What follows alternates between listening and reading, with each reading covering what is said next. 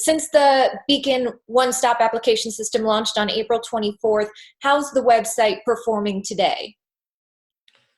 As you know, the first 3-4 days we had some performance issues and inhibited the ability for the claimants to come into the application, and they experienced slowness at times. But in the last week, we've addressed those issues. The last week, they've had 0 wait times. They've been able to access the application very easily and file their claims. So we haven't had any wait times for about a week or so. Why was combining 2 systems into one, the approach that you all took at a time when people are desperate for benefits? Would it have been a better idea to just have one system that's already established and then launch a new one? Yeah, I think the reason to do that is we wanted to provide a seamless claim process in one single integrated system. So we didn't have claimants going to multiple systems with multiple logins. That would have probably caused more problems and more difficulties than what we've experienced so far today. I think right now, Maryland's the only state in the United States right now that modernized their entire claim intake process for all their programs. And they're one of the first states to pay on the federal pandemic programs out of all the states in the United States. All the other states in the United States are making claimants go through multiple systems with multiple logins, and they're having much more difficulty than Maryland is right now. Some people may argue, though, that now may not have been the time to modernize versus just getting people their benefits, because I've heard from some people who were receiving benefits, Beacon launched, and then they somehow lost their benefits when they were fine to begin with. I mean, what can you say to those claimants? Yeah, I would say there's probably never a great time to modernize. The timing can never be perfect. I mean, obviously, these are unprecedented claim loads. I mean, the claim loads we're dealing with right now are 10 times the claim loads from 2008, 2009, which I was involved in that and doing systems at that point in time too. So, there's a lot of strain on the systems, a lot of strain on the call centers. I would say there's never a perfect time, but I think if we wouldn't have done this, claimants wouldn't be getting paid as quickly as they're going to get paid. They also wouldn't be experienced. They'd have to be going to multiple systems and having a worse user experience. So I think the fact that we did this was better for the citizens of Maryland.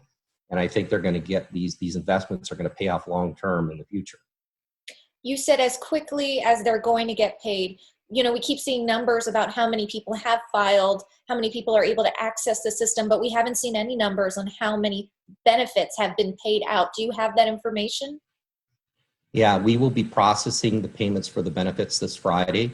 And so claimants should be able to be seeing some of the payments get in their account this weekend. So we're well within that 21-day time frame that you're supposed to pay the claims. And so we are going to be processing those this Friday. So that includes claimants under PUA? Yep, the federal pandemic. And like I said, the state of Maryland is going to be one of the first states to pay on PUA. There's only, I think, a half a dozen at this point that are doing that. Well, just to press you on that, California was able to disperse benefits within 24 to 48 hours. It wasn't the full amount, but why couldn't that have been done here? Well, we needed to get the integrated system tested, deployed, and all of that. And like I said, we modernized that entire claim intake process, including all the federal UI programs. So it took us a little bit longer. All these other states like California and New York are actually creating standalone PUA systems in addition to their regular system that they have. So they have 2 systems that are processing these claims. It took us a little longer because we integrated all of the UI programs into one system. And now they have an integrated claim filing process for the state of Maryland. It seems that you all have addressed the volume issue and the slow performance. Those things have been worked out, but I'm still hearing about some glitches. I just want to bring up one to your attention. I don't know if you know the specifics or not, but Melissa Yates wrote to me that she was receiving benefits, then she accessed the new Beacon system. She was a little confused, so she applied for PUA, even though she was already receiving benefits. After 10 days and thousands of phone calls, she finally reached someone at the unemployment office to be told that they're unable to remove the PUA application and revert it back to the original claim.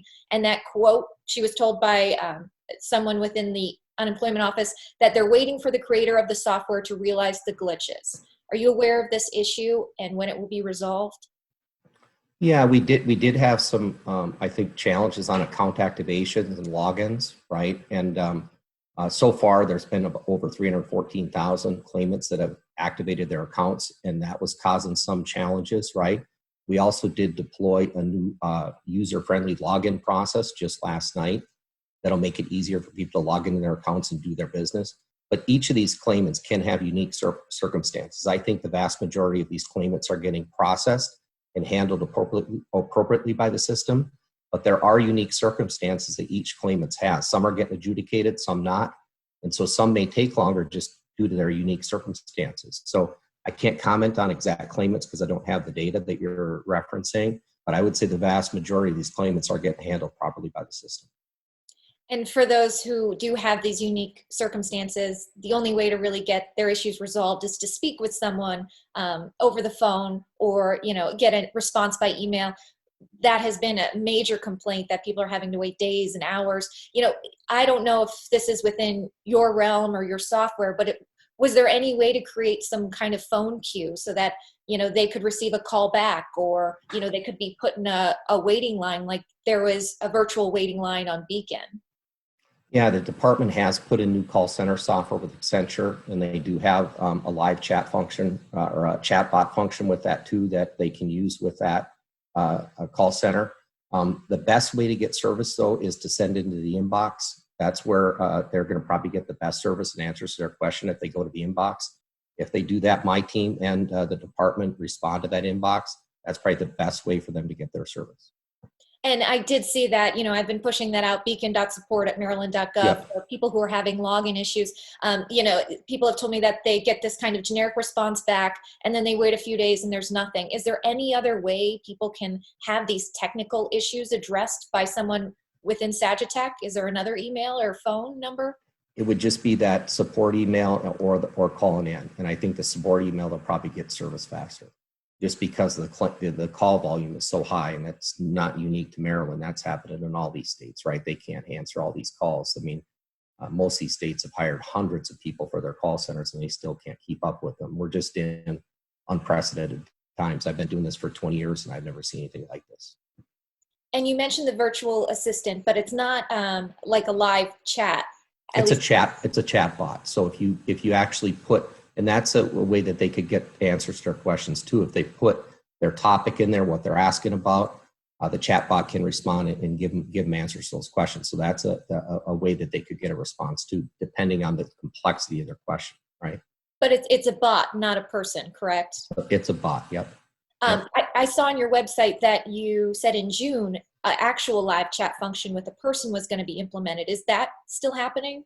Yeah, there is plans to do that. And we're also going to be releasing a mobile application next week to allow people to interact with the system through a mobile device and be able to file their claims through the mobile device and get access it that way.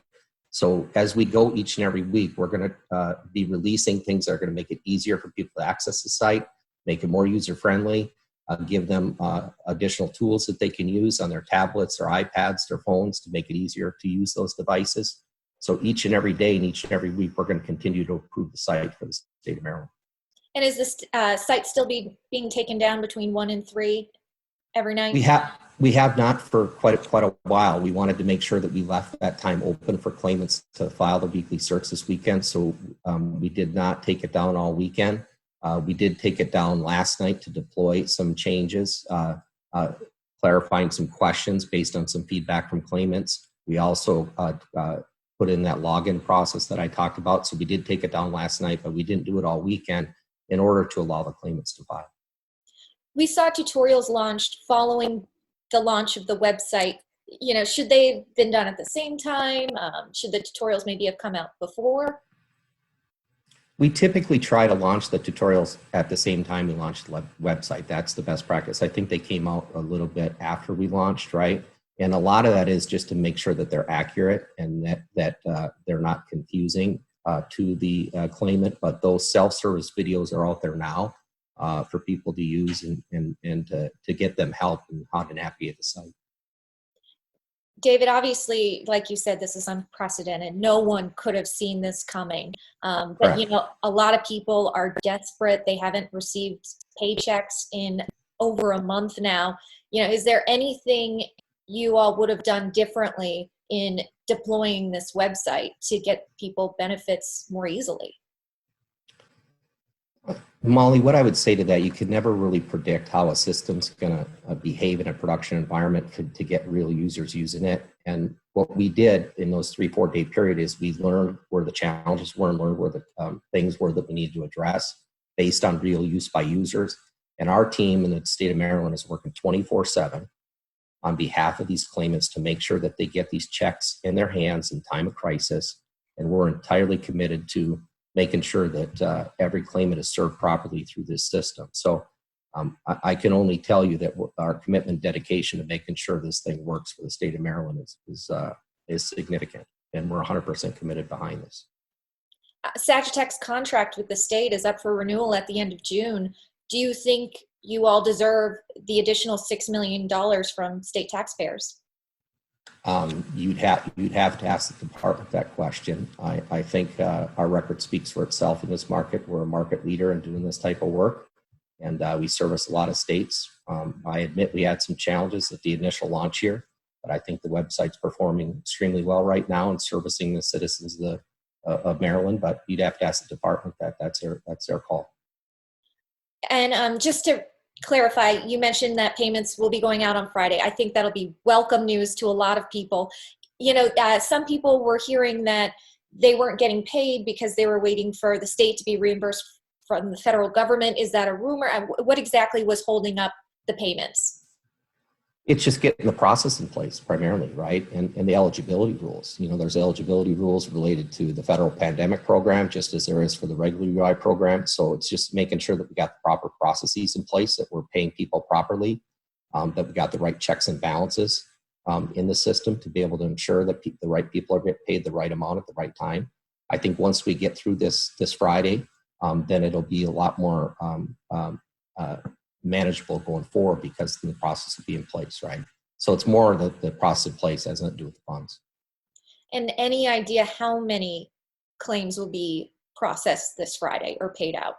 You'd have to ask the department that question. I don't have those off the top of my head, right? But we processed, just so you know, since we went live, over 660,000 weekly certifications, which includes regular, federal, pandemic, all of that. So there's a lot of weekly certifications that have been processed since we went live.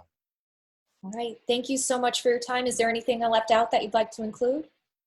No, I just want to convey our commitment to serve the state and serve these citizens and making sure that this system does what it needs to do to get the assistance that Maryland needs in this time of crisis.